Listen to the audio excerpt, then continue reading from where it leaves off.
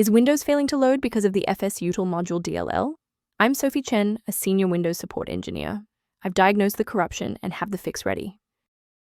Before we begin the manual steps for Fsutil module, you can access a utility designed to help provide a clean system environment. This DLL file is a core Windows system library associated with the File System Utility tool.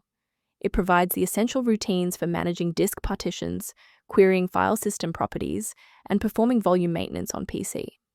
Since we've covered what this file is, let's move to the primary fix. This error points toward a deeper conflict within the Windows system binaries.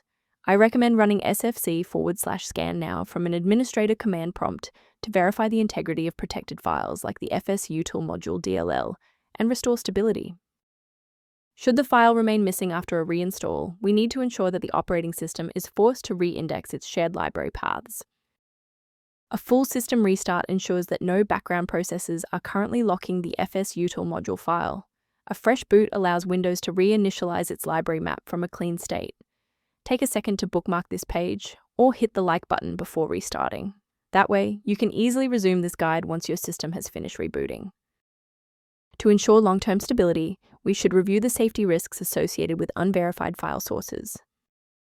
Protect your digital life by ignoring unofficial download links for the Fsutil module DLL that could lead to identity theft or the loss of important files. Instead of relying solely on manual updates, you can maintain your system environment using a professional maintenance utility. If library alerts are present, the system resource below offers informational guidance on managing the Fsutil module dependencies.